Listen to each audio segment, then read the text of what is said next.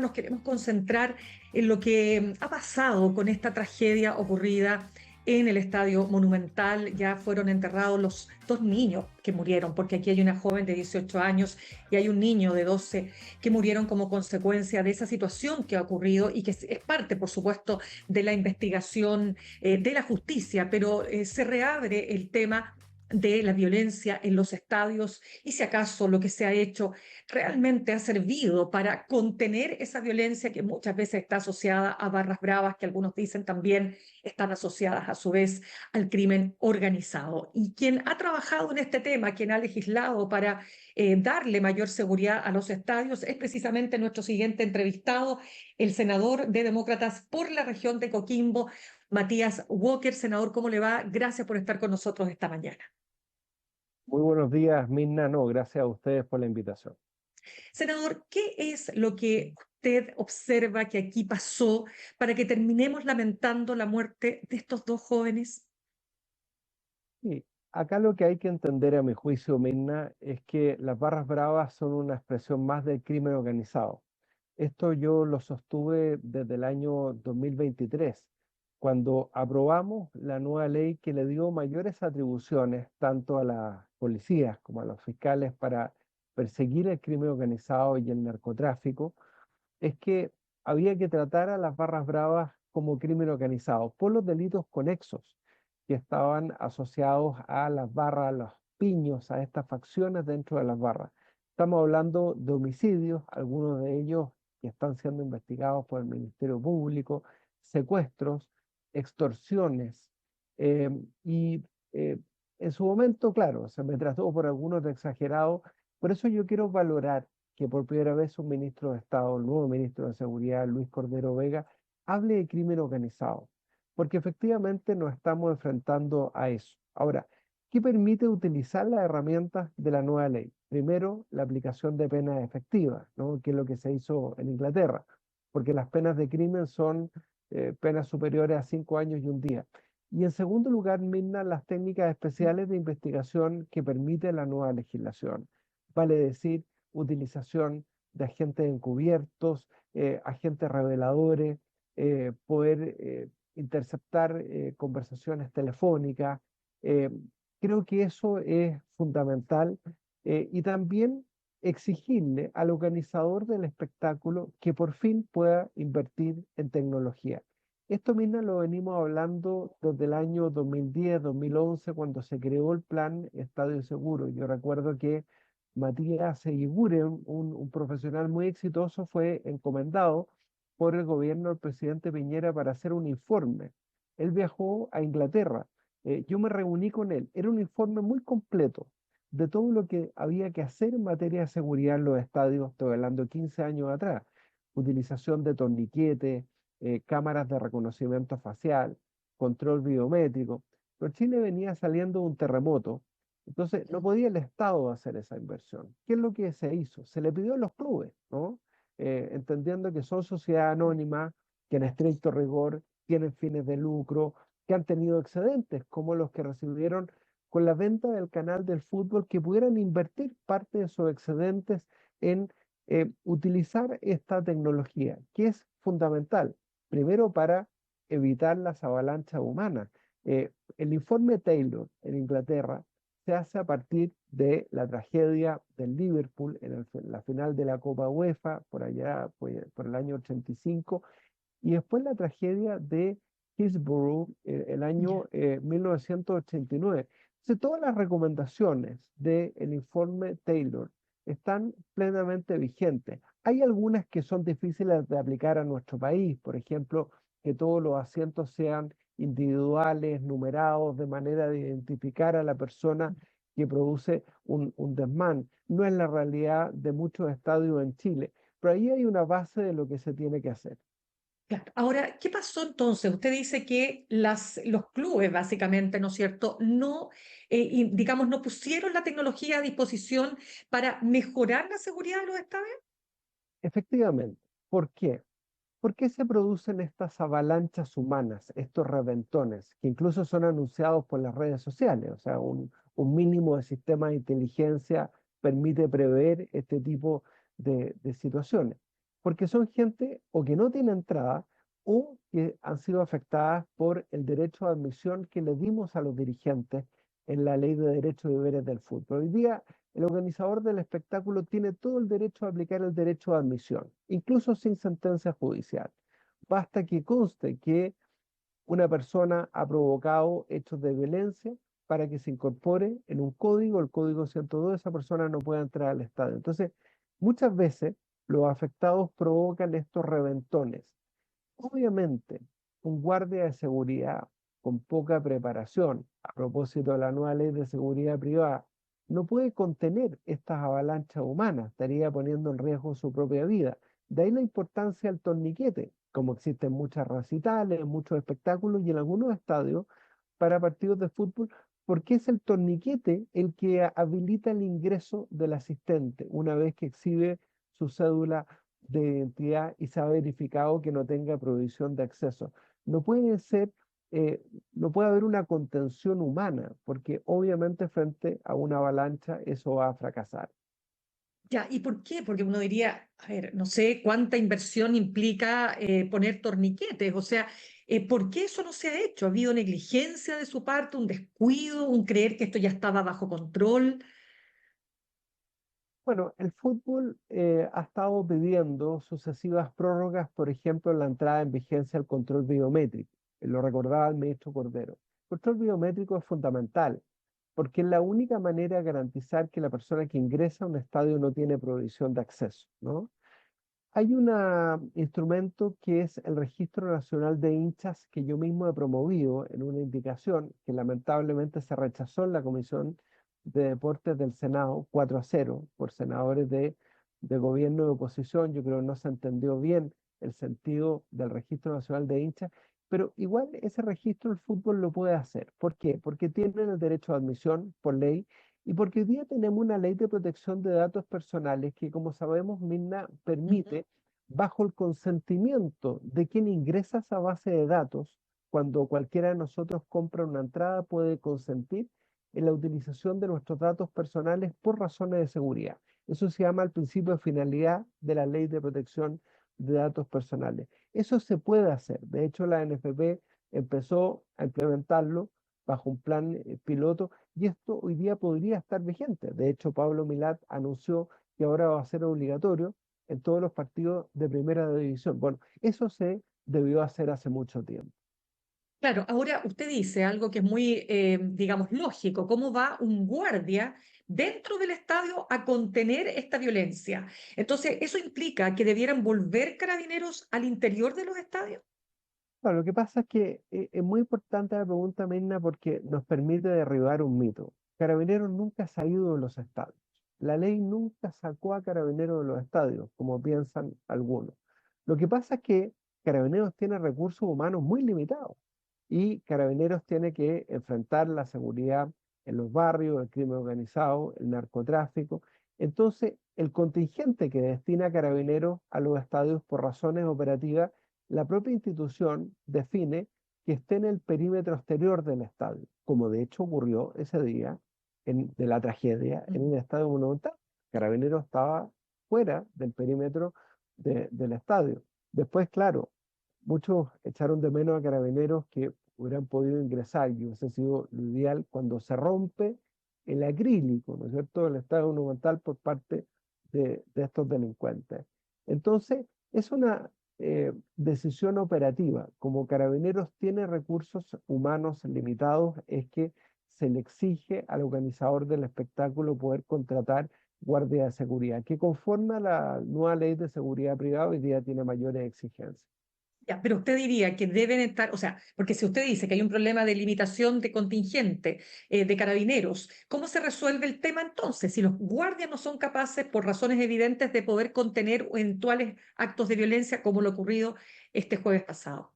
Primero, cumplir con las exigencias de la nueva ley de seguridad privada. Ya se dictó el reglamento, esa ley está vigente y fue pensada, entre otras cosas, para los espectáculos masivos. Eso significa guardias mejor preparados.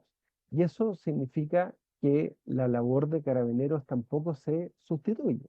Insisto, en términos operativos, Carabineros ha determinado que con los recursos humanos limitados que tiene, con el contingente limitado que tiene, el lugar más adecuado para poder ejercer las labores de prevención y de seguridad es en el perímetro exterior del estadio. Y ahí es importante establecer varios anillos de seguridad. Antiguamente, cuando uno iba al Estadio Nacional, el primer control era prácticamente en la avenida Irarrázaval. Entonces, es muy importante tener anillos de seguridad. La persona que ingresa al estadio es porque ya ha sorteado 3 controles.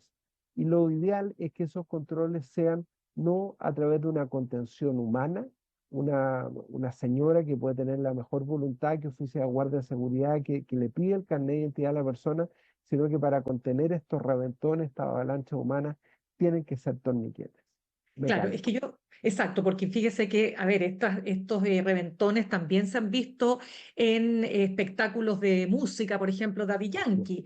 Exactamente. Ahora, si le entiendo bien, usted lo que está diciendo entonces, que si se respeta la ley, no es necesario legislar una nueva ley, que con lo que hay habría que, primero que nada, que los clubes, ¿no es cierto?, implementen mayores sistemas tecnológicos de seguridad y que haya más anillos que permitan entonces generar una mayor seguridad externa.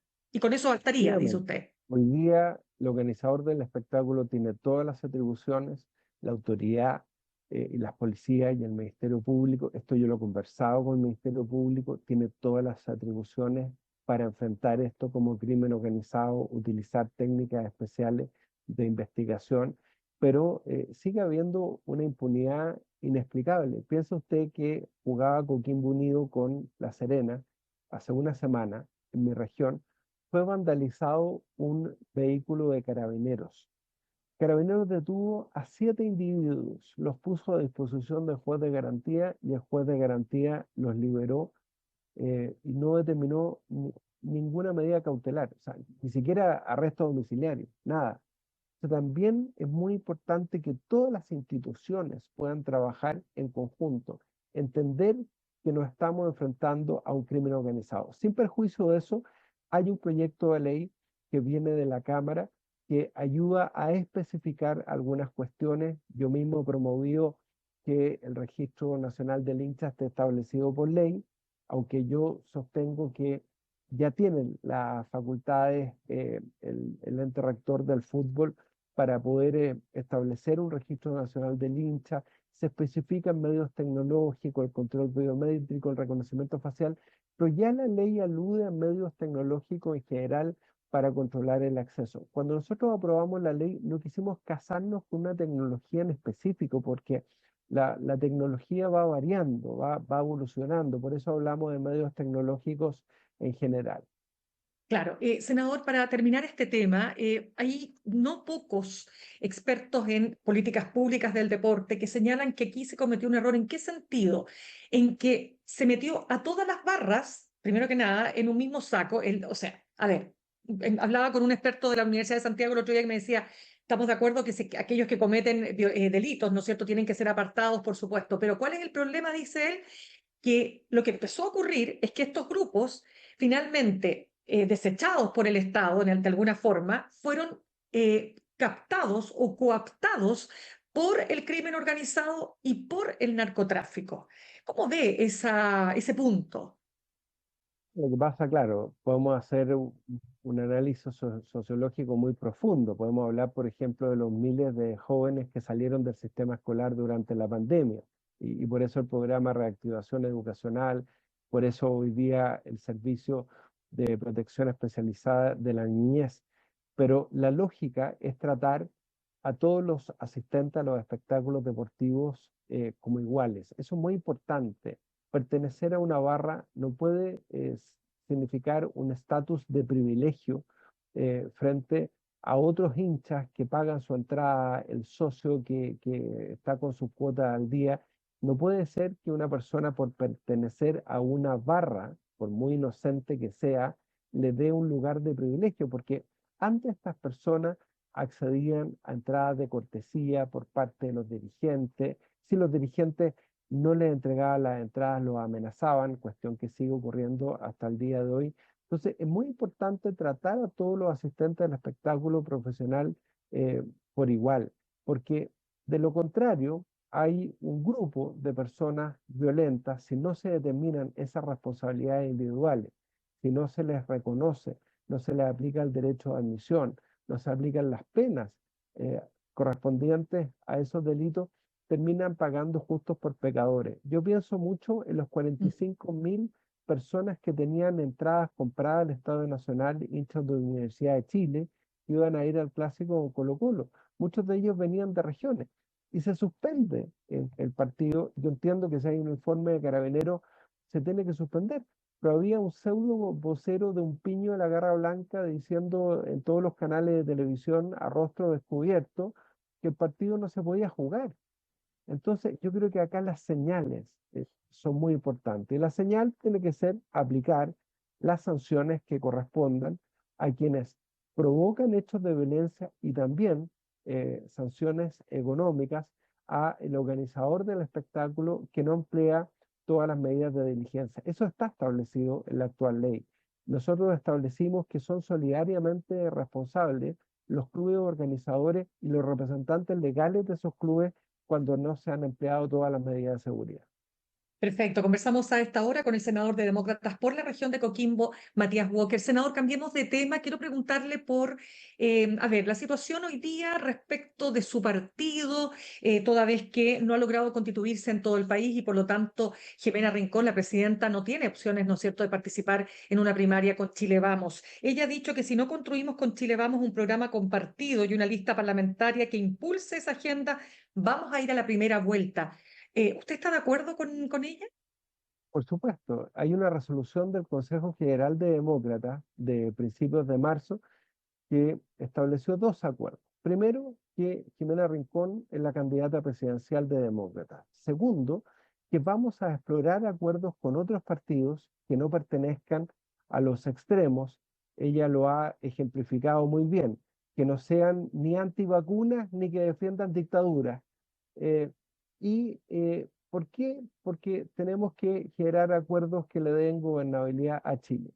En ninguna parte de esa resolución del Consejo General de Demócratas en marzo se habló de primarias y en ninguna parte se habló de Chile Vamos, sino que el mandato a la directiva es explorar acuerdos con todas las otras fuerzas políticas que no pertenezcan a los extremos. En el caso de Chile Vamos, efectivamente, se necesitan tres acuerdos. Un acuerdo programático, que le vamos a ofrecer al país como propuesta para que Chile vuelva a ser un país seguro, próspero, que crezca. Segundo, un acuerdo parlamentario que tampoco se ha producido y un acuerdo presidencial.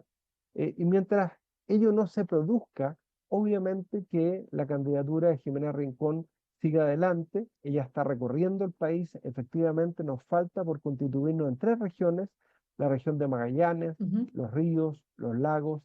Hemos estado viajando y seguiremos viajando a esas regiones, pero la fecha más importante es junio para poder tener la posibilidad de inscribir candidatos a parlamentarios, particularmente en esas tres regiones en junio, porque probablemente con la reforma al sistema político, al igual que todos los partidos, vamos a necesitar elegir 4 o 5 parlamentarios para poder seguir existiendo como partido. Y el mismo desafío tiene Bópoli, tiene Amarillos, tienen los liberales, el PPD y varios partidos que están en ese umbral, ¿no?, de votación.